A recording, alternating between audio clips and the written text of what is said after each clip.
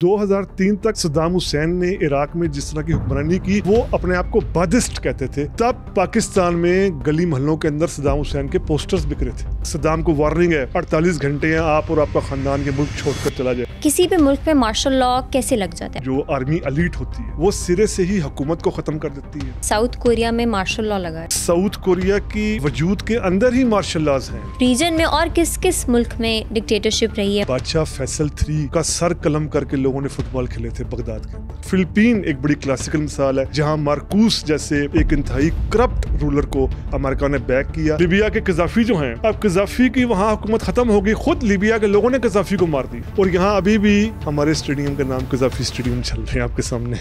India में martial law क्यों नहीं लगा आज तक? नेहरू खुद कहते थे कि इंडिया सिर्फ एक वजह से चलेगा, जमहूरियत। क्या आपको मालूम है कि साउथ कोरिया जैसे ममालिक में अमेरिका जबरदस्ती मार्शल लॉ को सपोर्ट करता रहा है? साउथ कोरिया के मार्शल लॉ के फेल होने के पीछे क्या वजह थी? साउथ कोरिया और पाकिस्तान के मार्शल लॉज में क्या सिमिलैरिटीज हैं? सद्दाम हुसैन और गद्दाफी जैसे लोगों को पाकिस्तान में इतनी पॉपुलैरिटी क्यों हासिल है? टर्की की आवाम ने मिलिट्री डिक्टेटरशिप का मुकाबला कैसे किया? डिक्टेटरशिप और जमहूरियत का फ्यूचर क्या है? ये सब हमने जाना उमर जावेद साहब से। अगर आप भी जियोपॉलिटिक्स में इंटरेस्ट रखते हैं और जानना चाहते हैं कि दुनिया में क्या हो रहा है तो हमें ज़रूर सब्सक्राइब करें। अस्सलाम वालेकुम उमर साहब, thank you so much for coming. Thank you. अच्छा सर, हम लोगों ने भी देखा है कि रिसेंटली साउथ कोरिया में मार्शल लॉ लगा, राइट? बट वो कुछ आवर्स बाद 5 घंटे बाद बंद हो गया। तो किसी भी मुल्क में मार्शल लॉ कैसे लग जाता है और मार्शल लॉ बेसिकली होता क्या है? देखें, इसमें वहीं 2 कैटेगरीज हैं। एक तो मार्शल लॉ कई मुल्कों के कॉन्स्टिट्यूशन में कुछ ऐसे आर्टिकल्स शामिल किए गए हैं कि जब मुश्किल हालात हों तो गवर्नमेंट ख़ुद से ऐलान कर दे मार्शल लॉ का। अब इसकी बड़ी और क्लासिकल मिसाल अमेरिका से हम ले सकते हैं, जहां 2 दफ़ा उसको हम मार्शल लॉ नहीं कहेंगे लेकिन मार्शल लॉ टाइप वो चीज़ हम कह सकते हैं उसको। एक वो जब अब्राहम लिंकन के दौर में सिविल वार हो रही थी, वो स्लेवरी ख़त्म करना चाह रहे थे, तब अब्राहम लिंकन ने कई अमेरिका के सिटीज़ में कई इलाकों में ये लगाया, जिसके बाद फिर जो हैबियस कॉर्प्स होता है, यानी किसी शख्स को भी गिरफ्तार किया जा सकता है वजह बताए बगैर, वो किया इनिशिएट। और फिर लेटेस्ट से मुराद कुछ अर्सा पहले की हम बात करें तो सेकेंड वर्ल्ड वॉर में अमेरिका में जिस तरह हवाई में और अलास्का के कई इलाकों में मार्शल लॉ लगाया गया था। यानी एक तो कैटेगरी ये होती है जिसमें गवर्नमेंट खुद, जो इलेक्टेड गवर्नमेंट होती है, वो खुद आर्मी को ये कहती है कि ज़रा मार्शल लॉ लगाओ, यानी यहाँ पर सख्ती करो। दूसरी कैटेगरी वो है कि जिसमें जो फ़ौज होती है, फ़ौजी जनरल्स होते हैं, जो आर्मी एलीट होती है, वो सिरे से ही हुकूमत को ख़त्म कर देती है, कई ममालिक में सिस्टम को डिरेल कर देती है और ख़ुद जो है वो कंट्रोल कर लेती है, खुद संभाल लेती है। अब अभी जो साउथ कोरिया का आपने जिक्र किया, इसमें जो साउथ कोरियन प्रेसिडेंट हैं खॉन, इन्होंने ये इस्तेमाल किया कि जो साउथ कोरिया के ख़ुद कॉन्स्टिट्यूशन के अंदर ये एक लिहाज से पावर दी गई है कि अगर हालात ख़राब हों, नेशनल सिक्योरिटी को ख़तरा हो, अमन अमान की सूरत हाल ख़राब हो, जंगी हालात हों, तो फिर सदर मार्शल लॉ लगा सकते हैं। लेकिन उसके लिए जो किताबी बात है साउथ कोरिया में वो ये कि आपको फिर नेशनल असम्बली की भी सपोर्ट ज़रूरी होती है। वैसे तो साउथ कोरिया में प्रेसिडेंशियल सिस्टम है लेकिन वहाँ की नेशनल असम्बली के पास भी कई तरह की पावर्स हैं। अभी जिस तरह हम जानते हैं कि नेशनल असम्बली ने 300 कुल अरकान है नेशनल असम्बली के, तो 190 प्लस अरकान ने इस जो मेंबर्स थे इस मार्शल लॉ के ख़िलाफ़, उन्होंने जो है रात गए, असम्बली कॉल की और रात को असम्बली से एक करारदाद पेश की कि मार्शल लॉ नहीं लगेगा। तो फिर वहाँ के प्रेसिडेंट के लिए ये मुमकिन नहीं रहा। और इसमें बहुत अहम बात ये कि साउथ कोरिया में जो रूलिंग पार्टी है, जो सदर कौन की अपनी जमात है, पीपल्स पावर पार्टी जिसको कहा जाता है, उसके भी कई अरकान ने, बल्कि साउथ कोरिया के जो कई इंग्लिश बड़े न्यूज़पेपर्स हैं वो ये बता रहे हैं कि पूरी कैबिनेट ने कहा कि हम सदर के इस इकदाम को सपोर्ट नहीं करेंगे मार्शल लॉ के। मतलब उनके अपने लोगों ने ये कहा, अपनी पार्टी के लोगों ने ही नहीं, अवाम ने तो कहा ही कहा, ये जो अपोजिशन की डेमोक्रेटिक पार्टी है उसने तो कहा ही कहा। मैं खुद सदर की अपनी पार्टी की बात करूं, उनके अपने बंदों की बात करूं कि वो भी इस हमायत में नहीं आए और 7+ अवाम का भी बहुत ज़्यादा बार रद्द-ए-अमल हमें देखने में आया। अब ये बड़ी इंटरेस्टिंग बात है कि साउथ कोरिया की हिस्ट्री में मार्शल लॉज हैं और जिन कैटेगरी की हमने बात की, जिस कैटेगरी की कि पूरा सिस्टम को ही डिरेल डिरेल कर दिया जाता है। बल्कि अगर हम देखें इंटरेस्टिंग एक बात कि साउथ कोरिया की फाउंडेशन या एक लिहाज से वजूद के अंदर ही मार्शल लॉज हैं। यानी 1948 में जब बाकायदा तौर पर साउथ कोरिया वजूद में आता है, जब उसको आज़ादी मिलती है, जापान जब सरेंडर करता है और अमेरिका सारा कंट्रोल करता है, तो उसके बाद हम देखते हैं जो प्रेसिडेंट री हैं 1948 में, वो भी कम्युनिज्म के ख़तरे का नाम लेकर, नॉर्थ कोरिया ख़तरे का नाम लेकर बाकायदा कई दफ़ा मार्शल लॉ को इंडोर्स करते हैं। और इन्हीं के दौर में फिर मशहूर ज़माना कोरियन वार भी जो है वो होती है। तो ये साउथ कोरिया में शुरू से एक इशू रहा है। और उसके बाद मशहूर ज़माना 1961 का जो जनरल पार्क का कू था, जनरल पार्क ने जिस तरह मार्शल लॉ बाकायदा लगाया था, पूरे उन्होंने सिस्टम को डिरेल किया था। और साउथ कोरिया की तरक्की में इस जनरल पार्क के मार्शल लॉ का जो 1961 से लेकर 1979 तक रहा है, इसका बड़ा अहम किरदार है। लेकिन हमें नहीं भूलना चाहिए कि ये वो दौर था जब अमेरिका खुलकर सपोर्ट करता था इस पूरे रीजन में ऐसे डिक्टेटर्स को जो एंटी कम्युनिस्ट होते थे, एंटी सोशलिस्ट होते थे, प्रो कैपिटलिस्ट होते थे, प्रो यूएसए होते थे, एंटी सोवियत यूनियन होते थे, एंटी चाइनीज़ कम्युनिस्ट सिस्टम वाले होते थे। ऐसे डिक्टेटर्स को अमेरिका खुलकर सपोर्ट करता था। यही वजह है जो साउथ कोरिया की तरक्की हुई है, जिसको बड़ा तरक्की माना जाता है, उसमें ये चीज़ नज़रअंदाज नहीं कर सकते हम कि साउथ कोरिया को अमेरिका ने भरपूर सपोर्ट किया चाइना के ख़िलाफ़ खड़ा करने के मुकाबले में।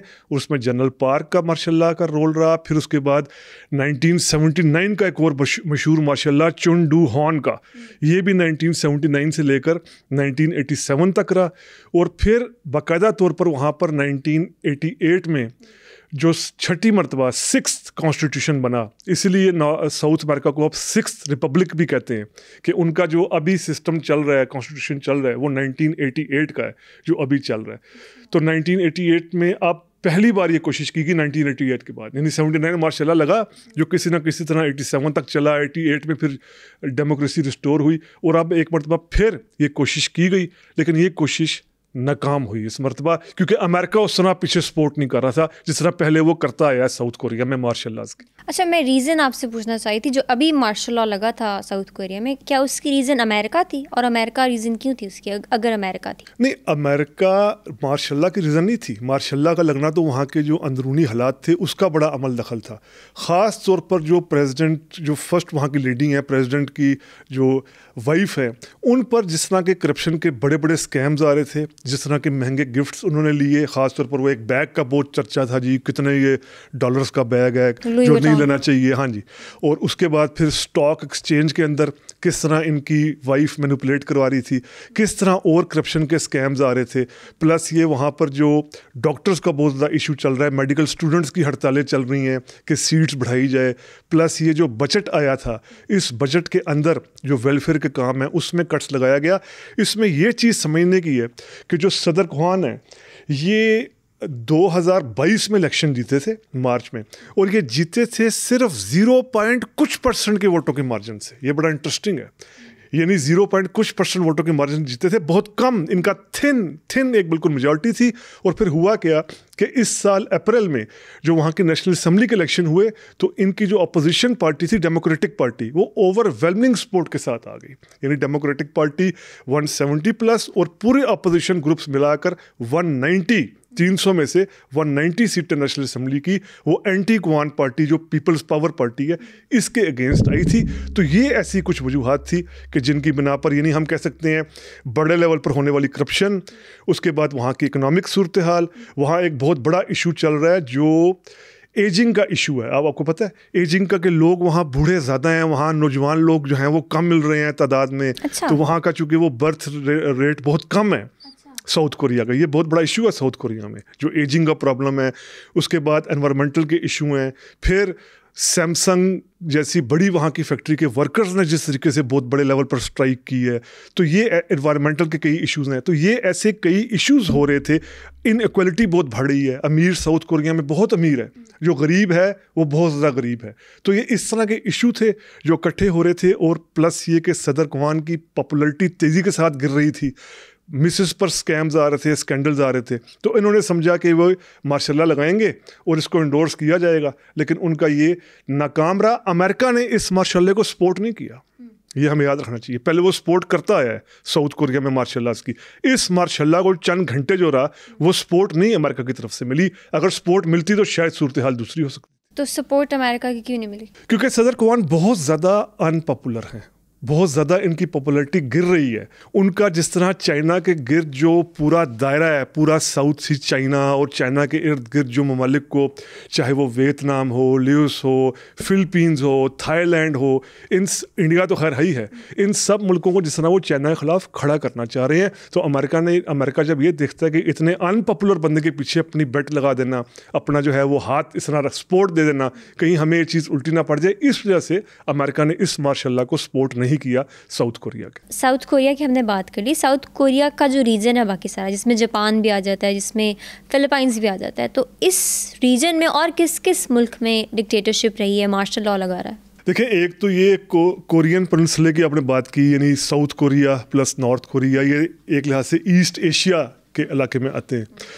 अब आप जो साउथ ईस्ट एशियन कंट्रीज़ का जिक्र कर रही हैं, जिसमें फिलिपाइन है, थाईलैंड है, इंडोनेशिया है, इन ममालिक में भी डिक्टेटरशिप की पूरी हिस्ट्री रही है 1945 के बाद, यानी सेकेंड वर्ल्ड वार के बाद हम बात करें जब ये ममालिक आज़ाद हुए हैं, पूरी हिस्ट्री रही है। कहीं पर सख्त डिक्टेटर्स भी आए हैं, जैसे इंडोनेशिया में सुकार्तो आए।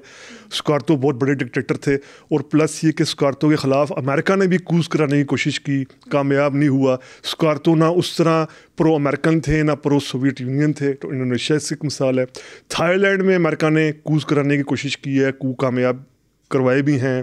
इसके अलावा अब कई ऐसे कूज हैं, जैसे लाओस की मिसाल है, वहाँ पर सोशलिस्ट कूज हुए हैं। नॉर्थ कोरिया में हम जानते हैं कि किम फैमिली ही रूल करती आ रही है, उसकी तीसरी जनरेशन से अब जो है वो सारा इस्लामाबाद बहुत सख्त तरह की डिक्टेटरशिप है। फिलिपीन एक बड़ी क्लासिकल मिसाल है, जहाँ मार्कोस जैसे एक इंतहाई करप्ट रूलर को अमेरिका ने बैक किया, जिसने खुद 2 इलेक्शन जीत लिए थे मार्कोस ने, लेकिन चूंकि फिलिपीन का लॉ था कि 2 दफ़ा आप प्रेसिडेंट रह सकते हैं, तीसरी जब नौबत आने वाली थी तो उन्होंने मार्शल लॉ लगाया, कू किया, और इस मार्शल लॉ, इस कू को भरपूर तरीके से अमेरिका ने सपोर्ट फराहम की। और मार्कोस का शुमार बहुत करप्ट जो है वो रूलर्स में होता था उस वक्त भी। 1970s का अगर आप आर्काइव देखें तो दुनिया भर के अखबारात उनको दुनिया के 5 टॉप करप्ट रूलर्स में जो है वो रखते थे, लेकिन चूंकि वो प्रो अमेरिकन थे, अमेरिका बैक करा था मार्कोस को, तो वो वहाँ पर फिलिपीन में अपना उन्होंने रूल जारी रखा, लेकिन बहुत ही करप्ट हुक्मरान थे। ये हैं कुछ मिसालें। बाकी जो वियतनाम है वो हम जानते हैं कि वॉर में रहा है, नॉर्थ वियतनाम, साउथ वियतनाम, वहाँ कम्युनिज्म का, यानी एक तरफ प्रो चाइना, प्रो सोवियत, दूसरी तरफ प्रो अमेरिकन इशू रहा है। लेकिन अब जो है वो वियतनाम काफ़ी हद तक टिल्ट है अमेरिका की तरफ। अगर टिल्ट नहीं भी है तो जो उसका पहला स्टैंड था एंटी अमेरिकन स्टैंड, वो उस तरह का नहीं है। तो ये कुछ इस तरह की मिसालें हैं। जापान का जो आपने जिक्र किया, जापान में हमेशा से डेमोक्रेसी रही है, लेकिन ये बात हमारे जहन में रहे कि जापान सेकेंड वर्ल्ड वार के बाद हम बात कर रहे हैं, जब अमेरिका ने जीते सेकेंड वर्ल्ड वार, तो जो जापान का कॉन्स्टिट्यूशन है जो आज तक चल रहा है, उसको लिखने में, बनाने में जनरल मैकार्थर का बहुत अहम किरदार था, जो अमेरिकी जनरल थे। और अमेरिका ने बिल्कुल जिस तरह का उसकी ख्वाहिश थी कि जापान किस तरह का एक मुल्क हो जिसकी ज़्यादा मिलिट्री पावर ना हो, क्योंकि जापान की पूरी हिस्ट्री रही है एक मिलिट्री की, एक पूरा उनका एक मेजी रेवोल्यूशन और पूरा एक मिलिट्री इलाके में स्टैंड्स रहे। ये सारे मुल्कों पर जापान ने कब्जा किया हुआ, जो हम जिक्र कर रहे हैं, साउथ कोरिया, नॉर्थ कोरिया वगैरह, ये सब कुछ जापान खाया हुआ है। जापान ने इन मुल्कों को, चाइना के कई इलाकों को, तो अमेरिका ने पूरी कोशिश की, ख़ास कोशिश की 1945 के बाद ऐसा कॉन्स्टिट्यूशन बनाया जाए इनका कि सियासी हवाले से ये बिल्कुल हमारा निज़ाम फॉलो करें, वेस्टमिंस्टर डेमोक्रेसी वाला जो इंग्लैंड में, और सिर्फ बस इकोनॉमिक तरक्की पर तवज्जो दें, ये फैक्ट्रीज, टेक्नोलॉजी, ऐसी चीज़ों पर लगे रहें, मिलिट्री की तरफ ना आए। तो जापान में यही वजह है कि अब तक कभी मार्शल लॉ नहीं लगा, लेकिन वहाँ का कॉन्स्टिट्यूशन बिल्कुल अमेरिकन बैक के साथ लिखा गया है। और जापान में भी अब ऐसी कई पॉलिटिकल वॉइसेस आ रही हैं कि हमें अपना कॉन्स्टिट्यूशन रीथिंक करना चाहिए, अपने जापानीज ट्रेडिशन को सम रख कर बनाना चाहिए, ना कि जो ज़बरदस्ती जनरल मैकार्थर ने हमसे लिखवा लिया था उस पर हमें अमल करना चाहिए। तो ये पूरा खित्ता ही, पूरा रीजन ही जो आप कह रही हैं, ईस्ट एशिया का, साउथ ईस्ट एशिया का, ये बहुत डिस्टर्ब रहा है जमहूरियत के हवाले से, डेमोक्रेसी के हवाले से। काफ़ी यहाँ डिस्टर्बेंस रही है, डिक्टेटरशिप्स रही हैं यहाँ के कई मुल्कों में। अभी आप मुझे साउथ कोरिया की डेट्स बताए थे कि मार्शल लॉ किस किस टाइम पे लगा, बट अगर हम देखें तो उसी टेन्योर में पाकिस्तान में भी मार्शल लॉ लगते रहे। पाकिस्तान और साउथ कोरिया के मार्शल लॉ में क्या सिमिलैरिटीज़ हैं? क्या कोई सिमिलैरिटीज़ हैं? देखिए, एक तो जो आप बात करिए वो टाइम बेशक साल एग्जैक्ट हूबहू वो ना हो, लेकिन एरा हम कह सकते हैं। जैसे वहाँ 1961 में लग रहा है तो यहाँ 1958 में जनरल ज़िया का लग रहा है, फिर साउथ कोरिया में 1979 में लगा है तो यहाँ पर 1977 में लग गया है, यानी लगभग एरा वो है। इसमें जो सबसे बड़ा मैं कॉमन एक फैक्टर कहूँगा वो अमेरिका को कहूँगा, क्योंकि जब 1958 का मार्शल लगा, पहले जब 7 अक्टूबर को 1958 को सिकंदर मिर्ज़ा ने लगाया और फिर 27 अक्टूबर को अयूब खान ने सिरे से ही कहा भाई सिकंदर मिर्ज़ा को आप जाइए, मैं खुद कंट्रोल कर लूँगा। उसके बाद जिस तरीके से अमेरिका ने पाकिस्तान में एक लिहाज से इन्वेस्ट किया, पाकिस्तान को सोवियत यूनियन के ख़िलाफ़ जिस तरीके से तैयार किया गया, सेम इसी तरह जनरल पार्क जब वहाँ मार्शल उनका चल रहा होता है साउथ कोरिया में, सेम इस तरह अमेरिका उनको वहाँ पर तैयार करता है चाइना के ख़िलाफ़। वहाँ जिस तरह यहाँ सदर अयूब को बहुत ज़्यादा अमेरिका एड देता है, इसी तरह वहाँ जनरल पार्क को बहुत ज़्यादा एड दी जाती है, इमदाद दी जाती है। यानी अमेरिका इकनॉमिक हवाले से जिस तरह जनरल अयूब को सपोर्ट करता है, इसी तरह जनरल पार्क को भी सपोर्ट करता है। अब 1979 में जो मार्शल लगा है चून डू हॉन का साउथ कोरिया में, उसकी सिमिलरिटी जनरल ज़िया के साथ इतनी हम कर सकते हैं कि जनरल ज़िया को भी अमेरिका सपोर्ट कर रहा था, क्योंकि जनरल ज़िया तो खुलकर अमेरिका की वार कर रहे थे ना। अफ़गान वार में जो सोवियत यूनियन आया हुआ था दिसंबर 1979 का, उसके बाद सोवियत फोर्सेस के ख़िलाफ़ जनरल ज़िया जिस तरह अमेरिका की जंग कर रहे थे, तब अमेरिका था, यूरोप था, अरब कंट्रीज़ थे पूरे ज़िया के पीछे, CIA और सारी एजेंसियाँ वगैरह। लेकिन साउथ कोरिया में ज़्यादा फोकस क्या था अमेरिका का कि ये इकोनॉमिक हवाले से इतना डेवलप कर दिया जाए कि यहाँ के लोग कम्युनिज्म की तरफ यानी चाइना के निज़ाम की तरफ टिल्ट हो ही ना सकें। वहाँ पर इमदाद का मकसद ये था कि टिल्ट ना हो सकें साउथ कोरिया के लोग चाइनीज़ निज़ाम की तरफ, इतना इनको इमदाद दो, इकोनॉमिक प्रॉस्पेरिटी दो। यहाँ पर इकोनॉमिक एड देने का मकसद ये था कि पाकिस्तान जो कि प्रॉक्सी वार लड़ रहा था सोवियत यूनियन के ख़िलाफ़ अफ़गानिस्तान में, तो ये कुछ सिमिलरिटीज़ हैं और कुछ फ़र्क भी हैं। अगर हम साउथ कोरिया और पाकिस्तान की भी बात करें तो एक मार्शल लॉ लगने से कंट्री की इकोनॉमी पे क्या फ़र्क आता है? आप ये स्पेसिफिक साउथ कोरिया और पाकिस्तान के हवाले से पूछिए। जी। देखिए, इसमें सबसे पहले तो हमें ना एक फ़र्क कर लेना चाहिए। सबसे पहले जो हमारे यहाँ भी लोग मिसाल देते हैं, देखो जी साउथ कोरिया कहाँ पहुँच गया, ताइवान कहाँ पहुँच गया, लोग कहते हैं ना UAE कहाँ पहुँच गया, जापान कहाँ पहुँच गया। एक बहुत बड़ी रियलिटी को हम इग्नोर कर रहे होते हैं। ये जितने मुल्कों को मैंने नाम लिए ना, इनमें आप चेक कर लीजिए 90% प्लस एक कौम ही रह रही होती है। अब साउथ कोरिया है, साउथ कोरिया के अंदर 90% प्लस कोरियन ही रह रहे हैं। Korean language, Korean culture, Korean civilisation, Korean history, एक कौम वहाँ रह रही है। 5 करोड़ के लगभग आबादी है, 5 करोड़ प्लस आबादी है साउथ कोरिया की, लेकिन अक्सरियत 90% एक कौम है। पाकिस्तान जैसी जो फेडरेशन होती है, यहाँ क्या एक कौम रह रही है? नहीं, यहाँ पर ये एक फेडरेशन है। फेडरेशन से मुराद यहाँ एक से ज़्यादा कौमें हैं। यहाँ पंजाबी हैं, बलोची हैं, सिंधी हैं, पश्तून हैं, कश्मीरी हैं, गिलगिती हैं और कितनी ज़्यादा तो ये होती हैं फेडरेशन। ये एक मुल्क एक कौम नहीं होती। जरा बांग्लादेश एक कौम है, वहाँ पर वाज़े मेजॉरिटी जो है सिवाय वो थोड़े से चकमा ट्राइब को छोड़कर वो बंगाली है। वो उनकी पूरी कौम की ज़ुबान ही बंगाली है, कल्चर, सिविलाइजेशन वगैरह। अब ये पाकिस्तान जैसी जो फेडरेशंस होती हैं, इनके इशू और होते हैं।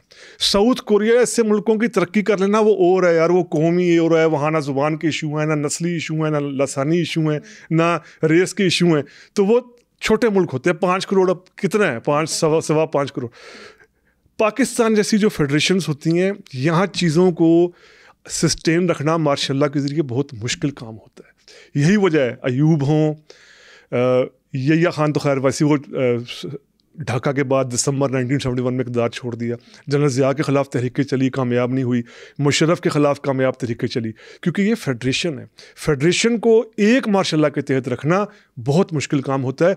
आगे चलकर हम देखेंगे भी सही, मार्शल ऐसे मुल्कों में कामयाब रहती हैं, डिक्टेटरशिप्स, जहाँ ये फेडरेशन के इशू नहीं होते, जहाँ वाज़ेह अक्सरियत एक कौम की होती है, ना कि वो फेडरेशंस होती हैं। फेडरेशन के अंदर मार्शल को सस्टेन रखना बहुत मुश्किल काम होता है। मैं आपको जाते जाते चाइना की मिसाल दे देता हूँ। चाइना कितना बड़ा मुल्क, यानी दुनिया की आबादी का दूसरे नंबर का मुल्क है, अभी पहला इंडिया हो गया। चाइना के अंदर 90% हान कौम ही रह रही है, हांग नस्ल ही रह रही है। सोचिए आप, एक ही नस्ल वाज़े तौर पर, कुछ हैं वो तिब्बत के, कुछ हैं कुछ काजगर के, लेकिन 90% प्लस पूरा चाइना हान कौम, यानी एक ही कौम, एक ज़ुबान, एक कल्चर, मैंडेरियन कल्चर जिसको कहते हैं, मैंडेरियन लैंग्वेज, एक सा एक्सपीरियंस। ऐसे मुल्कों में डिक्टेटरशिप्स चल जाती हैं क्योंकि नस्ल एक है ना, यहाँ इनकलाब भी आ जाते हैं, रेवोल्यूशंस भी आ जाते हैं, रूलर्स भी वन पार्टी रूल ही बन जाते हैं, चूँकि नस्ल एक है, ज़ुबान एक है, इस तरह के इश्यूज़ नहीं है। फेडरेशन के अंदर के बहुत ज़्यादा इशू होते हैं, जो पाकिस्तान जिस तरह एक फेडरेशन की मिसाल है। क्या एक कौम होना या एक ज़बान होना तरक्की पे भी कोई असर लाता है? हाँ, ये तो हम थोड़ा सा अभी चूँकि डिक्टेटरशिप की बात कर रहे हैं, डिक्टेटरशिप को तो हम जस्टिफाइड नहीं कर सकते, लेकिन बिल्कुल जो एक कौम होती है, अगर कोई मुल्क है, कोई खित्ता है, जैसे आज की यूरोप के अंदर जो नेशन स्टेट्स हैं, वो नेशन स्टेट्स का तस्वर यही आया था कि ये इलाका जर्मन बोलने वाले शरीक है तो जर्मनी है, ये इलाका इंग्लिश एंग्लो सैक्सन ट्राइब से नीचे है तो ये इंग्लिश है, ये फ्रांस है, ये नॉर्मेटिक ट्राइब्स हैं, ये इस तरह, वो पूरा तस्वर ही यहाँ पर खड़ा है। अगर आप देखें तो कि यूरोप का पूरा तस्वर इस तरह खड़ा है कि जर्मनी में जर्मन या इंग्लैंड में इंग्लिश। अभी खैर इमिग्रेशन वगैरह है, मैं क्लासिकल लेवल की बात कर रहा हूँ। बिल्कुल इससे फ़र्क पड़ता है। अगर एक मुल्क में एक जोग्राफिया के अंदर एक कौम वाज़ेह अक्सरियत में रह रही है तो उससे वाज़ेह फ़र्क पड़ता है। दुनिया की तरक्की देख लें, आज हम आराम से कह देते हैं यार UAE कहाँ पहुँच गया, यार सऊदी अरब, यार उन मुल्कों में आप देखें 90% प्लस आबादी वो फेडरेशन नहीं है, वहाँ एक कौम ही रह रही है, जिनकी हिस्ट्री एक है, जिनके हिस्टोरिकल एक्सपीरियंसेस एक हैं, लैंग्वेज एक है, कल्चर एक है, जिनको किसी किस्म के इश्यूज़ नहीं है।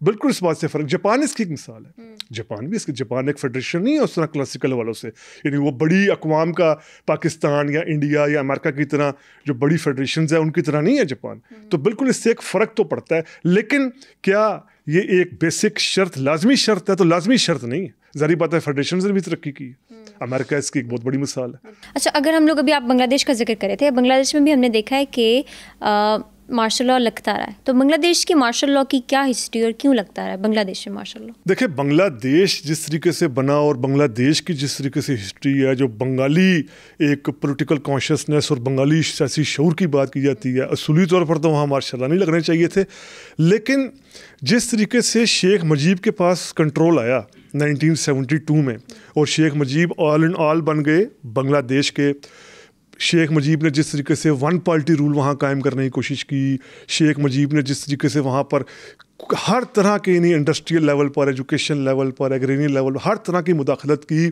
उसके लिए टर्म कॉइन होगी मुजीबवाद। मुजीबवाद की टर्म कॉइन होगी कि दुनिया में कहीं सोशलिज्म है, कहीं कैपिटलिज्म है, कहीं नेशनलिज्म है, कहीं कम्युनिज्म है, तो वहाँ पर कहा गया यहाँ पर मुजीबवाद है, यानी जो शेख मुजीब चाहता है वही जो है वो सब कुछ होता है। अच्छा, वो बेसिकली नॉर्थ कोरिया को इम्प्लीमेंट करना चाह रहे हैं। नॉर्थ कोरिया को क्लासिकल, हमने नाम ड्रामे के तौर पर अपने आप को डेमोक्रेटिक कहते थे वो शेख मुजीब जो हैं, लेकिन आप कह सकती हैं कि एक लिहाज से वो बिल्कुल अपनी उस तरह की अथॉरिटी बना रहे थे जिस तरह की नॉर्थ कोरिया की हुक्मरान फैमिली में। फिर शेख मुजीब की फैमिली के खिलाफ भी बहुत ज़्यादा करप्शन के इल्ज़ाम आ रहे थे, प्लस ये बहुत ज़्यादा प्रो इंडियन भी थे, बहुत ज़्यादा प्रो इंदिरा गांधी जो उस वक्त की प्राइम मिनिस्टर थी उनकी तरफ रुझान था। अब ये कुछ ऐसी बातें थी कि जिनका नीचे वहाँ की फ़ौज के अंदर जो है वो एक बड़ा नेगेटिव इम्पैक्ट आ रहा था। जो बांग्लादेशी फ़ौज है वो सब कुछ ये देख रही थी कि यार ये क्या हो रहा है, हमने बांग्लादेश इसलिए बनाया था कि एक यहाँ शख्स शेख मुजीब, उसकी यहाँ हुक्मरानी हो, उसके ख़ानदान के यहाँ करप्शन हो, वो जिस तरह चाहे मुजीबवाद बनकर रह जाए। तो 1975 में इस रिएक्शन के, शेख मुजीब की इन पॉलिसियों के ख़िलाफ़ एक बड़ा रिएक्शन हुआ और फिर हम जानते हैं शेख मुजीब और उनके ख़ानदान को हलाक कर दिया गया, सवाई शेख हसीना के और उनकी सिस्टर चूँकि वो बाहर थी उनको हलाक कर दिया गया। तो उसके बाद वहाँ पर सस्टेन नहीं रह सकी डेमोक्रेसी। अवामी लीग हो वो भी फाशिस्ट पॉपुलिस्ट टेंडेंसी की तरफ जाती है। तो अभी शेख हसीना का 15 साल प्लस रूल जिस तरीके से ख़त्म हुआ है, तो शेख हसीना क्लासिकल मानों में डेमोक्रेटिक तो नहीं थी, मतलब वहाँ लोगों को प्रेस की आज़ादी, अपोजिशन को आज़ादी, इज़हार राय की आज़ादी बिल्कुल नहीं थी। यही वजह वहाँ पर कभी जनरल अरशाद कू करते हैं, जनरल ज़ियाउर रहमान का कू है, जिनकी बीवी जो हैं जनरल खालिदा ज़िया वो भी इन हैं, जनरल अरशाद का कू है। अभी भी हम खुद देखेंगे फ़ौज ने ही शेख हसीना को वार्निंग दी थी, प्रोटेस्ट हुए थे तो फ़ौज के कहने पर शेख हसीना, फ़ौज ने कहा था अब हम मज़ीद आपके लिए कुछ नहीं कर सकते, 45 मिनट है, यहाँ से आप चली जाएँ, आपने जहाँ जाना है। तो फ़ौज के कहने पर ही वहाँ गए। प्लस ये कि बांग्लादेशी मॉडल आपने सुना होगा, बांग्लादेशी मॉडल। अब 2006 में बांग्लादेशी मॉडल भी ये था कि बांग्लादेश की फ़ौज ने, अदलिया ने सिस्टम को अपने कंट्रोल में रखकर एक ऐसा मॉडल बनाया कि इसमें हम लोग इस्लाहात करें, रिफॉर्म्स करें। वो खैर चली नहीं, बांग्लादेशी मॉडल भी चला नहीं, क्योंकि बाद में 2008-2009 में फिर शेख हसीना की अवामी लीग आ गई। लेकिन बांग्लादेश भी डेमोक्रेटिक हवाले से कोई अच्छी मिसाल नहीं है, वहाँ भी डेमोक्रेसी के बहुत बुरी सूरत हाल रही है। दो तो बहुत बड़े डिक्टेटर आए, जनरल ज़ियाउर रहमान जैसे जो असैसिनेट भी हुए और जनरल अरशाद जैसे। अच्छा, अभी आप हसीना वाजिद की बात कर रहे थे, अगर हम हसीना वाजिद पे थोड़ी देर डिस्कशन कर लें। उनको जब ऑप्शन मिली कि वो अपना मुल्क छोड़ के किसी भी मुल्क चले जाएं, तो वो इंडिया ही क्यों गई? इसकी बहुत सी वजूहत हैं। एक तो ये कि शेख हसीना का टिल्ट जो है वो इंडिया के साथ बड़ा अच्छा, बड़ा बेहतर, उनका टिल्ट बहुत ज़्यादा इंडिया की तरफ है, क्योंकि जो इंडिया के अंदर वेस्ट बंगाल है, जो बंगाल डिवाइड हुआ था 1947 में, उसका जो वेस्ट बंगाल का हिस्सा है, कोलकाता जिसका कैपिटल है, वहाँ की जो चीफ मिनिस्टर ममता बनर्जी, तृणमूल कांग्रेस की, एक तो उनके साथ उनका, क्योंकि हम जानते हैं बांग्लादेश और वेस्ट बंगाल के दरमियान वो बॉर्डर है, आना जाना भी इस तरह है, ट्रेड वगैरह भी कभी कभार कोशिश की जाती है, लोगों को भी आने जाने की इस तरह हमारी तरह पाकिस्तान इंडिया की तरह की सख्तियाँ नहीं हैं। और दूसरा ये कि शेख हसीना का मोदी के साथ भी जो है बड़ा अच्छा ताल्लुक था, इतना अच्छा ताल्लुक था कि मोदी बांग्लादेशी सॉइल पर खड़े होकर कहते हैं, शेख हसीना प्राइम मिनिस्टर हैं, कहते हैं कि हमें बड़ा फ़ख्र है, हमने आपको आज़ादी दिलाई। और शेख हसीना बजाय इसके ये कहने के जी हमारी अपनी भी कोशिश थी, बंगाली भी खुद उन्होंने भी स्ट्रगल की थी, वो इस बात पर तालियां बजा रही कि जी मोदी कह रहे हैं जी आप लोगों को हमने आज़ाद कराया। इस हद तक मैं कह रहा हूँ कि प्रो इंडियन। तो ज़ाहिर बात है, एक तो फौरी ऑप्शन ये था, दूसरा अरब मुल्कों के साथ उनकी इस तरह की अलाइनमेंट नहीं है। यूरोप उस टाइम जो शेख हसीना के ख़िलाफ़, चूँकि प्रोटेस्ट काफ़ी माह से हो रहे थे ना, पूरी दुनिया में ये देखा जा रहा था कि प्रोटेस्ट हो रहे हैं, और शेख हसीना ने जिस तरीके से वहाँ की अपोजिशन पार्टीज़ को, बांग्लादेश नेशनल पार्टी को अंदर रखा हुआ है, जमात इस्लामी के लोगों को, लीडर्स को सजाए मौत जिस तरीके से दी गई, प्रेस को क्रश किया गया, स्टूडेंट्स को क्रश किया गया जो कोटा सिस्टम का ख़ात्मा चाह रहे थे, तो ये सब बातें वेस्ट में भी देखी जा रही थी। तो ऐसे में शेख हसीना बाकायदा एक बैगेज थी, एक लाइबिलिटी थी, इंडिया के लिए भी लाइबिलिटी बनी हुई है। इंडिया के जो अभी सीरियस हल्के हैं मीडिया के, सियासी, वो यही कहते हैं मोदी को यार शेख हसीना हमारे पर लाइबिलिटी है, बांग्लादेश में इनके खिलाफ इतनी नफरत है, हमने इनको यहाँ रखा हुआ है, वहाँ बांग्लादेश की गवर्नमेंट डॉक्टर यूनुस इन पर कत्ल के मुकदमा चलाना चाहते हैं। तो ऐसे में इंडिया ने शेख हसीना को रखा हुआ है, तो इससे बांग्लादेश और इंडिया के ताल्लुकात भी मुतासिर होते हैं। तो शेख हसीना का बहुत ज़्यादा टिल्ट इंडिया की तरफ। अच्छा, तो अब हम इंडिया पे अगर आ गए, तो इंडिया में ऐसा क्यों है? हमने देखा है हिस्ट्री में इंडिया पे आज तक कभी कोई मार्शल लॉ नहीं लगा।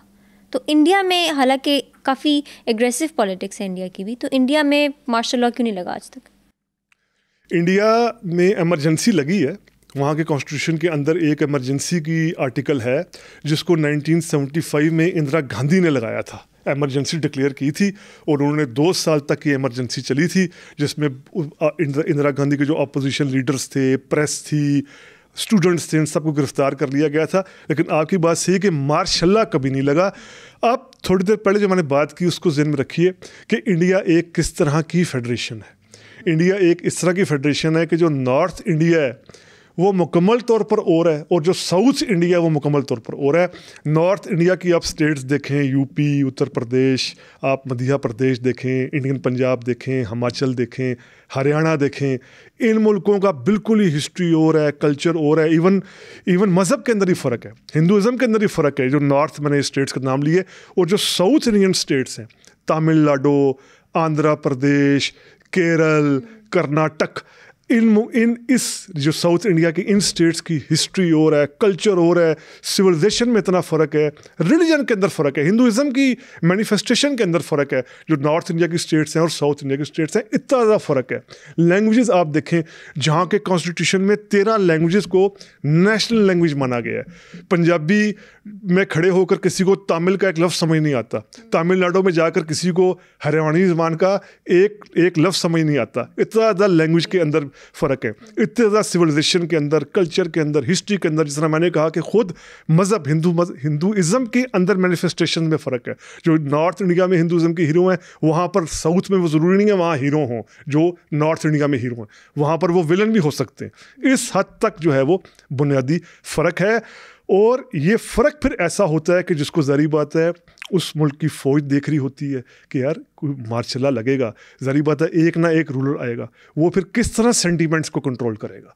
आप जाइए ना, कोई जनरल उठ गया, मिसाल दे रहा हूँ, वहाँ का कोई पंजाबी जनरल हो, हरियाणा का हो, यूपी का हो, राजस्थान का हो, यहाँ का जनरल लगाए तो किस तरीके से वो फिर तमिलनाडु कैसे कंट्रोल होएगा, साउथ का आंध्रा किस तरह कंट्रोल होएगा, मणिपुर कैसे कंट्रोल होएगा, आसाम किस तरह कंट्रोल होएगा, जम्मू किस तरह कंट्रोल होगा। तो अभी तो कंट्रोल करने का वहाँ सिस्टम है कि आप वहाँ हर स्टेट में इलेक्शन करा देते हैं, हर सूबे में वहाँ इलेक्शन करा देते हैं, वहाँ चीफ मिनिस्टर मुंतखब हुकूमत कायम हो जाती है जो वहाँ के सेंटीमेंट्स लेकर होती है। तमिलनाडु की रीजनल पार्टी अलग है, DMK, वेस्ट बंगाल की रीजनल पार्टी तृणमूल पार्टी है, आंध्रा की रीजनल पार्टीज अलग हैं, कर्नाटक की अलग हैं, तो वहाँ की रीजनल पार्टीज जीत जाती हैं, चीफ मिनिस्टर बन जाता है, तो वो जो पब्लिक सेंटीमेंट होता है वो उसको चैनलाइज करने का तरीका मिल जाता है। लेकिन मार्शल लॉ लगा तो फिर कैसे चैनलाइज होगा? एक ये, और दूसरा वो कि जो नेहरू थे, जो इंडिया के फर्स्ट प्राइम मिनिस्टर 1947 से लेकर 1964 तक, नेहरू ने जिस तरीके के डेमोक्रेटिक क्रेडेंशियल्स वहाँ मुतारिफ करवाए, जिस तरीके से वहाँ बाकायदा इलेक्शंस में रेगुलरिटी रखी, और उनको नेहरू खुद कहते थे कि इंडिया सिर्फ एक वजह से चलेगा, जमहूरियत, डेमोक्रेसी, इलेक्शंस। अगर डेमोक्रेसी ना हुई तो इंडिया चलेगा ही नहीं। यानी वो इंडिया की सॉवरेंटी को, इंडिया की बका को, इंडिया की जो आप कह लें सलामती को समझते थे कि जमहूरियत के साथ बसता है। अगर जमहूरियत नहीं होएगी तो वही जिस तरह मैंने कहा कि तामिल्स कहाँ, आसामी कहाँ, आंध्र प्रदेश के लोग कहाँ, राजस्थानी कहाँ, ये पंजाब के जो सिख हैं ये और हैं, जो यूपी के अंदर जो अवध की सिविलाइजेशन है वो और है। तो इतनी डाइवर्सिटी जहाँ पर हो वहाँ पर मार्शल लॉ जो है वो नहीं लगता।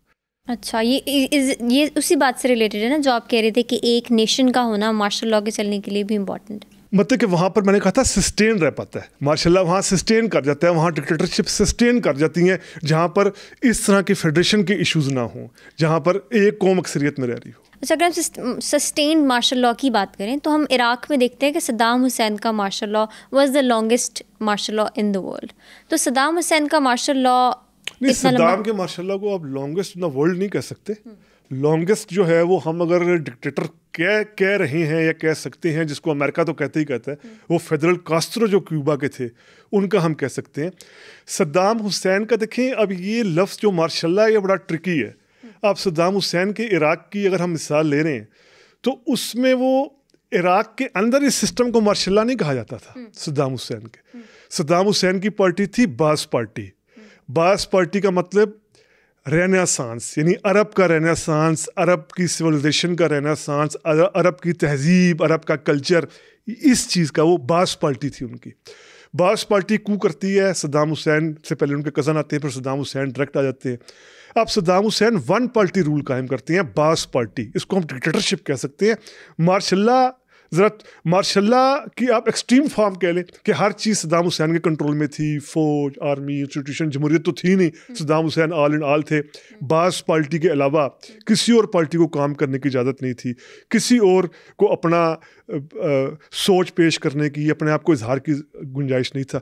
तो 2003 तक सद्दाम हुसैन ने इराक में जिस तरह की हुक्मरानी की तो वो अपने आप को बादिस्ट कहते थे कि मैं बादिस्ट हूँ। बास पार्टी की पूरी आइडियोलॉजी है, ये सीरिया में भी है बास पार्टी। बास पार्टी बड़ी 50-60s में अरब के अंदर पूरी तहरीक चली थी।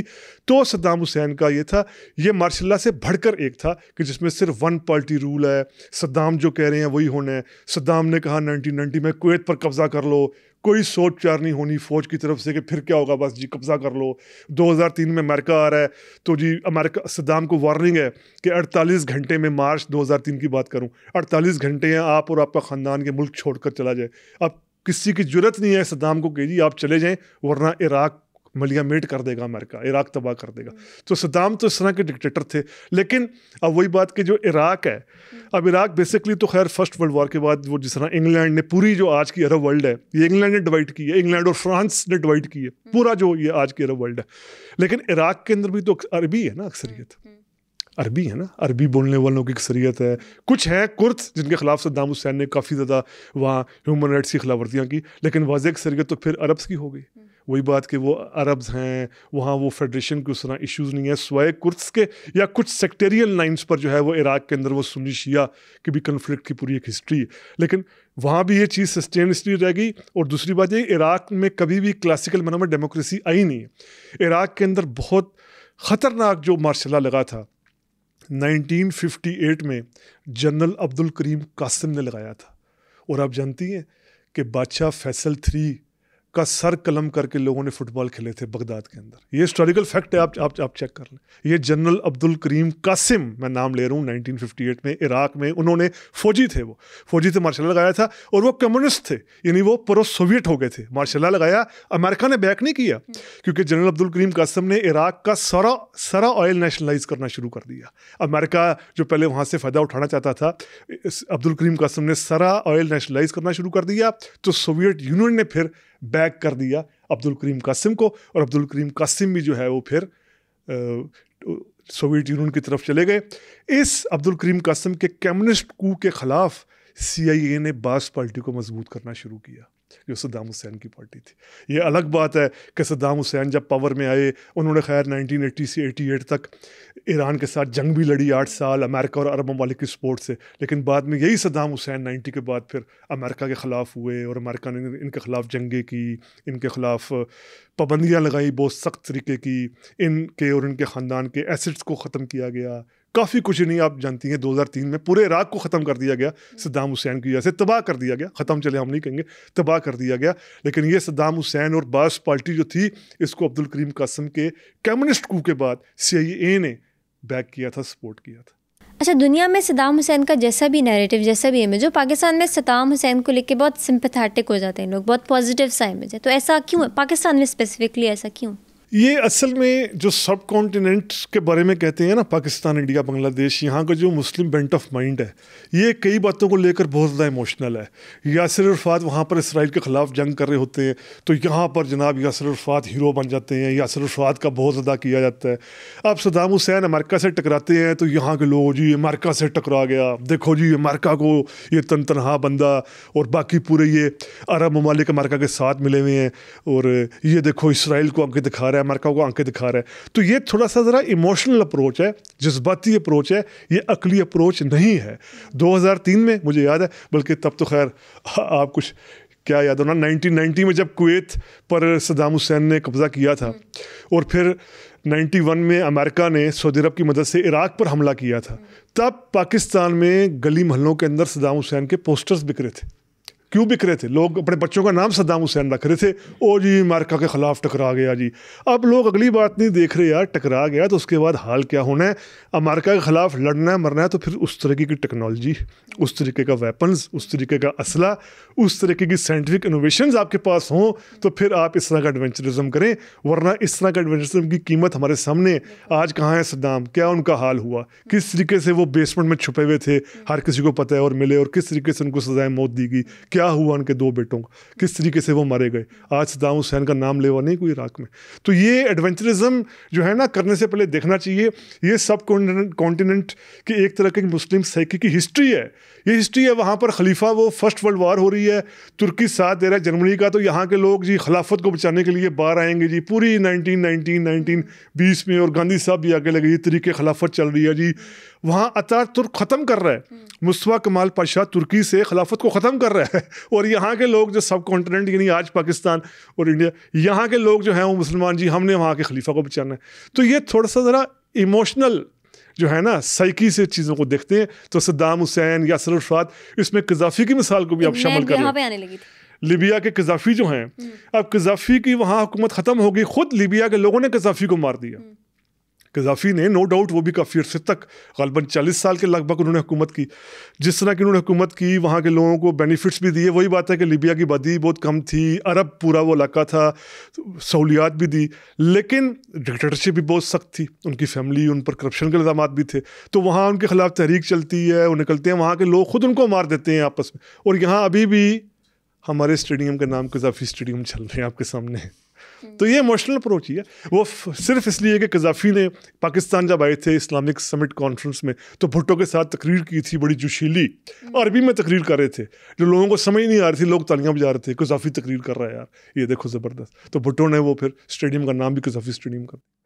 अच्छा, हमारे लीडर्स भी मतलब इमोशनली है। लीडर्स को पता है कि यहाँ के लोगों को इमोशनलिज्म पसंद है, यहाँ के लोगों को इमोशनल अप्रोच पसंद है। लीडर्स को ये पता है इस चीज़ का। यही वजह है ना, हमारे यहाँ भी फ़ौजी रूलर थे परवेज़ मुशर्रफ, जॉर्ज बुश वाज़े तौर पर रिकॉर्डेड बात है, अमेरिका के सदर थे। 2003 में वो इराक पर हमला करने जा रहे हैं। जॉर्ज बुश ने मुशर्रफ को कहा कि फ़ौज आपकी चाहिए, हमारे पास कई मुल्कों की फ़ौज है, हम जा रहे हैं, आप भी अपनी फ़ौज भेजें। मुशर्रफ ने कहा नहीं, मैं इराक में फ़ौज नहीं भेजूंगा। वो मुशर्रफ जो अफ़गानिस्तान में अमेरिका की पूरी सपोर्ट कर रहा है, वो अमेरिका का पूरा जो अमेरिका चाह रहा है, TTP के ख़िलाफ़, अलकायदा के ख़िलाफ़, अफ़गान तालिबान के ख़िलाफ़, TTP नहीं अफ़गान तालिबान के ख़िलाफ़, पूरा इराक में उसने फ़ौज नहीं भेजी जनरल परवेज़ मुशर्रफ ने, कि नहीं यहाँ के ना लोगों का इस तरह सेंटीमेंट के मैं आपके साथ। हालांकि कई मुसलमान मुल्कों ने भेजी। जो इराक पर हमला हुआ है 2003 में, उसमें कई मुसलमान मुल्कों की फ़ौज शामिल है, अरब मुल्कों का पूरा मामलत शामिल थी, उनका लैंड पूरा यूज़ हुई है, उनका पूरे रिसोर्सेज यूज़ हैं, लेकिन यहाँ फ़ौज नहीं भेजी हमने इराक के ख़िलाफ़, सद्दाम हुसैन के ख़िलाफ़ इनफैक्ट 2003।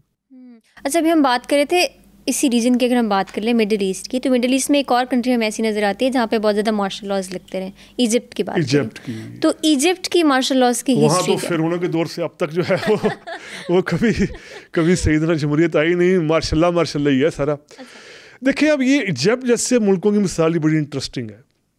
अब ये कई जगह जो मैंने कहा कि मार्शल लॉ लगे हैं और वहाँ के डिक्टेटर्स आकर वो बिल्कुल अमेरिका की सपोर्ट लेना शुरू हो गए। पाकिस्तान में जिसका हमने जिक्र किया, फिलिपीन के मार्कोस का जिक्र किया, साउथ अमेरिका में जनरल पार्क का जिक्र किया, थाईलैंड में इस तरह का जिक्र है। अमेरिका की सपोर्ट लेते हैं, थोड़ी बहुत तरक्की देते हैं, इमदाद लेते हैं और कर लेते हैं। जो इजिप्ट जैसे ममालिक की मिसालें ये बड़ी दिलचस्प है। यहाँ की आर्मी जो आप जिक्र कर रही हैं, जमाल अब्दुल नासिर उनका, और उससे पहले जो कू हुआ किंग फारूक के ख़िलाफ़, जो बादशाह थे मिस्र के किंग फारूक, उनके ख़िलाफ़ जो ये पूरी आर्मी कू करती है, उस कू करने के बाद ये अपनी सोसाइटी को पूरे तरीके से मॉडर्नाइज़ करने की, पूरे तरीके से तरक्की देने की कोशिश करते हैं। अब जमाल अब्दुल नासिर का मैं जिक्र करूँ, जिस तरीके से उन्होंने स्विस कनाल को नेशनलाइज किया, जिस तरीके से उन्होंने अरब नेशनलिज्म को प्रवोक किया, अरब सेंटीमेंट्स को, उन्होंने कहा जो भी यहाँ पर क्रिश्चियन भी है, जिस भी सेक्ट का है, मज़हब का है, मुसलमान है, उसको अपने अरब होने पर नाज होना चाहिए। इस अरब ग्लोरिफिकेशन को जिस तरीके से जमाल अब्दुल नासिर ने यूज़ किया, इसराइल के ख़िलाफ़ जंगें की, और प्लस ये कि अपने मुल्क को मॉडर्नाइज्ड भी किया। वो अमेरिका की प्रॉक्सी नहीं थे। जमाल अब्दुल नासिर को अमेरिका सपोर्ट नहीं करता था, किसी हद तक सोवियत यूनियन करता था, लेकिन वो उस तरीके से अमेरिका के साथ नहीं बैठे हुए थे। यानी वो अपने मुल्क को भी एक लिहाज से खुद अपने दम पर मॉडर्नाइज्ड, वेपन्स के एतबार से, एजुकेशन के एतबार से, कवानीन के एतबार से करने की कोशिश करते थे। तो ये अरब वर्ल्ड, क्योंकि अब आपने मिस्र की बात की, मिस्र में कभी भी जमहूरियत नहीं रही सही मानों में, अभी भी नहीं। अभी भी देखें अरब स्प्रिंग कितना बड़ा पूरी दुनिया में एक हुआ जी, अरब स्प्रिंग हो गया जी, मिस्र के लोग, ट्यूनिस के लोग बाहर आ गए हैं जी बादशाहों के ख़िलाफ़।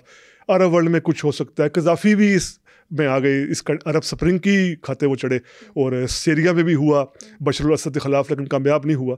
तो मुर्सी के पास, मुर्सी यानी इलेक्टेड एक जो है वो बंदा आता है, वहाँ का लीडर आता है अल-इख्वान मुस्लिमीन का, किस तरीके से उसको कुछ अर्से बाद ख़त्म करके सजाए मौत दे दी जाती है।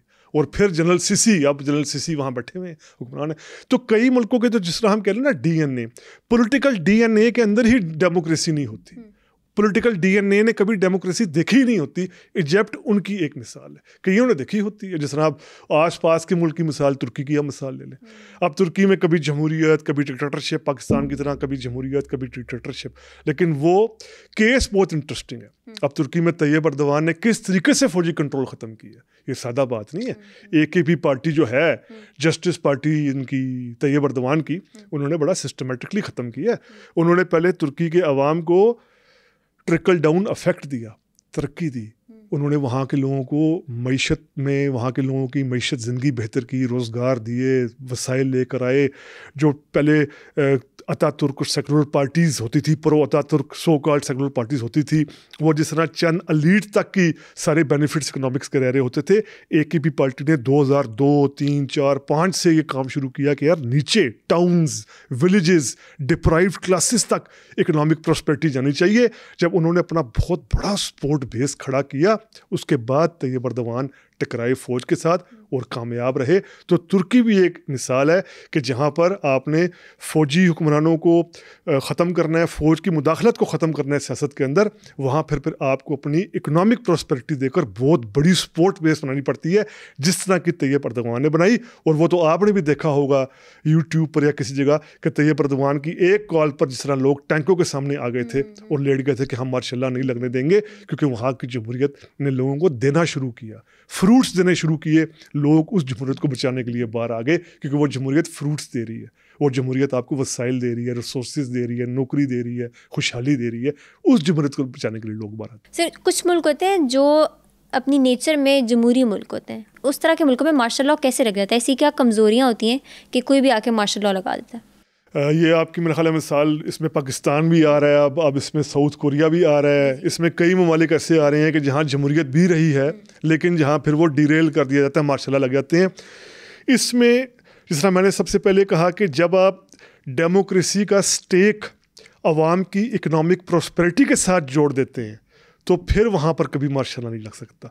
जब डेमोक्रेसी ऐसी हो, निज़ाम ऐसा हो कि जिसका फ़ायदा चंद % एलीट को ही मिल रहा हो, चंद % लोग बैठे हों, उनका ही काम चल रहा हो, कारोबार चल रहा हो, उनके पास दौलत आ रही हो, पैसे आ रहे हों, रिसोर्सेज आ रहे हों, ऐसी डेमोक्रेसी के ख़िलाफ़ पॉपुलर लेवल पर फिर जो है वो नफरत जन्म लेना शुरू कर देती है। फिर होता क्या है? होता ये है कि कोई फौजी आता है, फौजी जनरल आता है, वो सिस्टम को ख़त्म करता है, उस निज़ाम को ख़त्म करता है जो निज़ाम कहलाता जमहूरियत है, लेकिन फ़ायदा आम बंदे को नहीं मिल रहा होता, ख़त्म करता है। तो लोग फिर उसके ख़िलाफ़ मुज़ाहमत नहीं करते। पाकिस्तान के 3 मार्शल लॉ इसकी मिसाल है। 1958 में, अक्टूबर 1958 का पहला मार्शल लॉ, और तो और आप छोड़ें, फातिमा जिन्ना को के बारे में भी कहा जाता है, उसने भी कहा यार अच्छी बात है अयूब खान आ गया। क्या हो रहा था 11 साल के अंदर? वो फातिमा जिन्ना जिन्होंने 65 में फिर इलेक्शन लड़ा अयूब खान के ख़िलाफ़। कोई मुज़ाहमत नहीं हुई अयूब खान के मार्शल लॉ के ख़िलाफ़ 1958 में। 1977 का जब हम देखते हैं जनरल ज़िया का, तो वो पहले ही भुट्टो के ख़िलाफ़ जिस तरीके से PNA मूवमेंट चल रही थी, पाकिस्तान नेशनल अलायंस की जो पार्टी सी चला रही थी, लोग थे, तो फिर ज़ाहिर बात है जनरल ज़िया ने मार्शल लॉ लगाया, तो लोगों ने यही समझा कि ये इलेक्शन करवा देगा या सिस्टम। मुशर्रफ का जब मार्शल लॉ लगा 12 अक्टूबर 1999 को, कोई मुज़ाहमत नहीं हुई। कोई जो नून लीग के मजबूत गढ़ भी आप समझ लें, लाहौर वगैरह, फौरी तौर पर कोई मुज़ाहमत नहीं हुई, क्योंकि यहाँ की रूलिंग एलीट को ये देखना चाहिए कि यार अगर जमहूरियत है, ठीक है, कॉन्स्टिट्यूशन की बुलंदी है, कॉन्स्टिट्यूशन के मुताबिक चीज़ें हो रही हैं, इलेक्शंस होने चाहिए, सिविल सुप्रीमेसी होनी चाहिए, लेकिन ये सिस्टम अवाम में कुछ दे रहा है, अवाम को डिलीवर कर रहा है। अवाम की सबसे बड़ी रियलिटी होती है इकनॉमिक रियलिटी, रोटी, रोज़गार, सेहत, तालीम, इंफ्रास्ट्रक्चर, बच्चों का बेहतर मुस्तकबिल, ठीक है। बाकी बातें फिर किताबी बनकर रह जाती हैं कि यार आइन में ये लिखा हुआ है, कानून में तो ये लिखा हुआ है, आइन के मुताबिक ये होना चाहिए। ये जितने भी मुल्कों की मिसाल, जिस तरह हमने तुर्की की बात की कि वहाँ भी तब लोग जमहूरियत को बचाने के लिए आए जहाँ पूरा पस मंज़र था पाकिस्तान की तरह मार्शल लॉ का, वहाँ भी प्राइम मिनिस्टर को सज़ाए मौत हुई है। अदनान मदरीस को सज़ाए मौत दे दी थी वहाँ की फ़ौज ने, प्राइम मिनिस्टर थे वो। क्यों नहीं बचाने आते थे कि यार ये सिस्टम हमें क्या दे रहा है तुर्की को? आप क्यों बचाने के लिए आ गए कि यार इस सिस्टम ने हमें डिलीवर किया है, जमहूरियत ने हमें कुछ दिया है, कुछ डिलीवर किया है रोज़गार की सूरत में, वसाइल की सूरत में। वहाँ आप साउथ कोरिया की हम मिसाल लें। साउथ कोरिया के बारे में हमने जिक्र किया कि 2 डिक्टेटर्स के दौर में अमेरिका की वजह से साउथ कोरिया बहुत ज़्यादा तरक्की कर गया। बेशक वो खोखली तरक्की है, मसनूई तरक्की थी जनरल पार्क के दौर में, और फिर जो 1979 का मार्शल लॉ लगा। लेकिन अब जब लोगों ने देखा कि 88 से लेकर अब तक 2024 की बात कर रहे हैं, अब तक जो है वो ये सिस्टम कई करप्शन इसमें होती है। खुद जनरल पार्क की जो बेटी हैं, जो सदर रही हैं साउथ कोरिया का कुछ अर्सा पहले, उन पर भी करप्शन का इल्ज़ाम है, इन पर भी करप्शन का इल्ज़ाम है जो भी चल रहे हैं। लेकिन फिर भी कहीं ना कहीं ये सिस्टम नीचे कुछ ना कुछ दे देता है, कुछ ना कुछ इसका ट्रिकल डाउन हो जाता है। लोगों ने वेलकम नहीं किया मार्शल लॉ को। यानी लोगों की, जब आप सिस्टम को, किसी भी डेमोक्रेटिक सिस्टम को लोगों की इकोनॉमिक प्रॉस्पेरिटी के साथ जेल करेंगे, फिर वहाँ मार्शल लॉ का इम्कान नहीं है। अगर डेमोक्रेटिक सिस्टम लोगों के इकोनॉमिक कंसर्न्स को ही पूरा नहीं कर रहा, फिर आप खुद सोचें लोग क्यों उस सिस्टम को बचाने के लिए आएंगे। अच्छा सर, अभी हमने काफ़ी सारे मुल्कों के और काफ़ी सारे लीडर्स की बात की है, तो मुझे बताएं कि हमने देखा है कि काफ़ी सारे मुल्कों में मार्शल लॉ चलता रहा है, काफ़ी सारे मुल्कों में सस्टेन नहीं कर सका, बंद हो गया, जिसका कोरिया भी इसके एग्जाम्पल, कोरिया, पाकिस्तान। बिल्कुल। तो एक डिक्टेटर का या एक जो मिलिट्री लीडर है, उसका पॉपुलर होना कितना इम्पोर्टेंट है मार्शल लॉ के लंबा चलने के लिए? मार्शल लॉ से मुराद आपकी डिक्टेटरशिप। बिल्कुल, डिक्टेटरशिप। बिल्कुल पॉपुलरिटी चाहिए। हमने अभी कई रूलर्स का ऐसे जिक्र किया है, जैसे जमाल अब्दुल नासिर डेमोक्रेट नहीं थे, लेकिन वो अरब में बहुत ज़्यादा, मिस्र में, इजिप्ट में बहुत ज़्यादा मकबूल थे। इजिप्ट के अलावा अरब ममालिक में बहुत ज़्यादा मकबूल थे। जिस तरह वो तकरीर करते थे, जिस तरह उनका स्टाइल था, जिस तरह वो इसराइल के ख़िलाफ़ बातें करते थे, जिस तरह अमेरिका को वो आंखें दिखाते थे, तो वो मकबूल थे। सद्दाम हुसैन का हमने जिक्र किया। सद्दाम हुसैन अपने शुरू के दौर में, बाद में मैं नहीं कह रहा, जब इराक़ पर पाबंदियाँ लगी और वहाँ सेहत के मसाइल और बच्चों की हलाकतें होना शुरू हुई, उससे पहले सद्दाम हुसैन का भी पूरा एक ओरा होता था कि सद्दाम हुसैन जब लोगों को वहाँ जो इराक़ के अंदर तेल के डिविडेंड्स, ऑयल की वजह से जो फ़ायदा होता था, उसके समरात आम बंदे तक पहुँचते थे। कज़ाफ़ी की हमने जिक्र किया। कज़ाफ़ी के दौर में जिस तरह लीबिया के लोगों को घर तक फ्री थे, कारें फ्री, इलाज, तालीम, हर चीज़ फ्री। तो ये बिल्कुल पॉपुलरिटी का होना ज़रूरी होता है। पॉपुलरिटी अगर ना हो तो वो चीज़ सस्टेन नहीं कर सकती। इसकी मिसाल हमारे सामने पाकिस्तान में है। यानी 2 डिक्टेटर्स को तो अपनी ज़िंदगी में ही इक़्तिदार छोड़ना पड़ा अवामी तहरीकों के बायस, अयूब खान और मुशर्रफ, ठीक है। यहिया को मजबूर जारी बात है वो सकूते बंगाल सकूते ढाका का हो गया सारा। जनरल ज़िया एक हादसाती मौत मरे, लेकिन 2 डिक्टेटर्स को जाना पड़ा अपने घर। ये साउथ कोरिया का हम जिक्र कर रहे हैं। 1987 में बहुत बड़े प्रोटेस्ट हुए थे यहाँ पर डिक्टेटरशिप के खिलाफ। उसके बाद जाकर 1988 में जमहूरियत रिस्टोर हुई थी। पॉपुलरिटी चल रही होती लोगों को, तो लोग ना इस तरह बाहर आते। तो जो फेडरल कास्ट्रो का हमने जिक्र किया, लैटिन अमेरिका के अंदर इस तरह की बहुत सी मिसालें हैं। अफ्रीका के अंदर डॉक्टर यागो जैसे, जिम्बाब्वे के जो थे मुगाबे जैसे, और कई इस तरह की और मिसालें हैं कि अगर कोई डिक्टेटर थोड़ा सा अपने साथ अवाम को शामिल करता है, इकोनॉमिक हिस्सेदारी देता है, तो फिर जाहिर बात है वो ज़्यादा सस्टेन करेगा, ज़्यादा अर्सा रखेगा। लेकिन इसमें हमें फिर वो फ़र्क सामने रखना चाहिए कि वो मुल्क फेडरल भी है या नहीं है, यानी वहाँ वो कौमियतों के, नस्ल, रेसेस, लैंग्वेजेस के बहुत ज़्यादा इश्यूज़ हैं भी या नहीं है। ऐसे मुल्कों में डिक्टेटरशिप ज़्यादा सस्टेन रहती है कि जिन मुल्कों में इश्यूज़ कम होते हैं। अच्छा सर, मेरा आखिरी सवाल आपसे ये है कि अभी हम 3 मुल्कों की अगर मैं आपको एग्जांपल दूं, जिसमें आप अभी साउथ कोरिया रीसेंट है, टर्की की एग्जांपल ले लें और बांग्लादेश की एग्जांपल ले लें। उसमें बांग्लादेश में फ़ौज खुद तो नहीं आई मगर उसने पावर किसी और को दे दी बेसिकली, डॉक्टर यूनुस। बिल्कुल। तो इन सारी चीज़ों को जहन में रखते हुए फ्यूचर क्या आप देखते हैं? क्या मार्शल लॉज सस्टेनेबल रहेंगे फ्यूचर में, या अब क्या हम लोग अब बहुत एवोल्यूशनाइज हो गए हैं कि अब हम मार्शल लॉज और डिक्टेटरशिप को सपोर्ट नहीं करेंगे? देखिए माहीन, जहाँ पर जमहूरियत ने जन्म लिया है, जहाँ पर डेमोक्रेसी का जन्म हुआ है, जो दुनिया की पुरानी डेमोक्रेसीज कहलाती हैं, जहाँ दुनिया के 250-200 साल पुराने आइन लिखे हुए हैं, अमेरिका की हम मिसाल दे रहा हूँ, वहाँ पर भी अब जो है वो डेमोक्रेटिक क्रेडेंशियल्स बहुत ज़्यादा ख़तरे में आ रहे हैं। ख़ास तौर पर अगर ट्रम्प जैसे बंदे इलेक्शन जीतेंगे, जिनके स्लोगन्स के हैं कि मैं 1 करोड़ 10 लाख बंदे को अमेरिका से बाहर निकाल दूंगा। स्याह फार्म के हवाले से उनका क्या रवैया है, बाकी भी लॉज को लेकर, रेस को लेकर किस तरीके के वो फाशिस्ट बातें करते हैं। यूरोप के अंदर जहाँ जमहूरियत का सदियों पहले ग्रीस के अंदर जन्म हुआ, सदियों से जमहूरियत पर किताबें लिखी जा रही, वहाँ पर क्या, इंग्लैंड के अंदर यूके इंडिपेंडेंट पार्टीज जैसी रेसिस्ट पार्टियां ऊपर आ रही हैं। जर्मनी के अंदर हिटलर की नामलेवा अल्टरनेट फॉर जर्मन पार्टी, उसका देखें आप, वो 7-8% प्लस वोट ले रही है, जो हिटलर की नामलेवा पार्टी है। फ्रांस के अंदर फार राइट आप देख लें कहाँ पहुँच रहे हैं।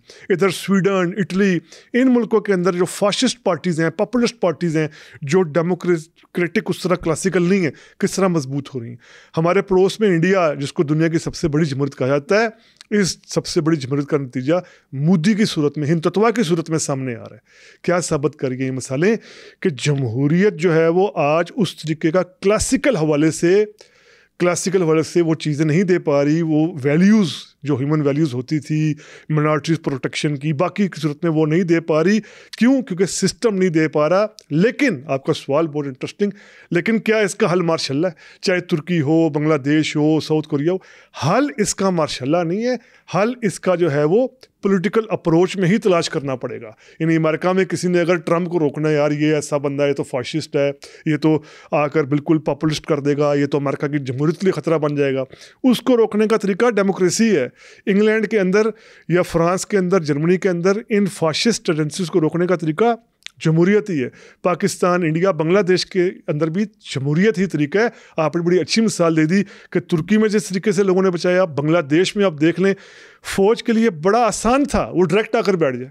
ऐसे ही है जो कुछ हुआ, स्टूडेंट बार, शेख हसीना के ख़िलाफ़ नफरत है, हर शहर में स्ट्राइक्स हो रही हैं, आसान काम था, वो आकर बैठ जाते, नहीं बैठे। वो उन्होंने डॉक्टर यूनुस को पावर दी। साउथ कोरिया की मिसाल, खुद पीपल्स पावर पार्टी जो सदर कवान की पार्टी है, वो पार्टी भी नहीं आई इस पर कि यार मार्शल लगा दो बेहतर है। उस पार्टी के अंदर ही मुखालफत बुरी। हल मार्शल नहीं है। ये हम कह सकते हैं कि जमहूरियत भी अभी हमें अपने एक अच्छे चेहरे के तौर पर नज़र नहीं आ रही, लेकिन इसका हल जो है वो ज़रूरी बात है, मार्शल लॉज भी नहीं है, मैं तो ये कहूँगा। Thank you so much for coming sir, आपसे बहुत अच्छा लगा बात करके, बहुत कुछ सीखने को मिला। आपकी नज़र में ऐसा कौन सा मुल्क है जिसमें अनकरीब मार्शल लॉ लग सकता है? हमें कमेंट सेक्शन में ज़रूर बताएं।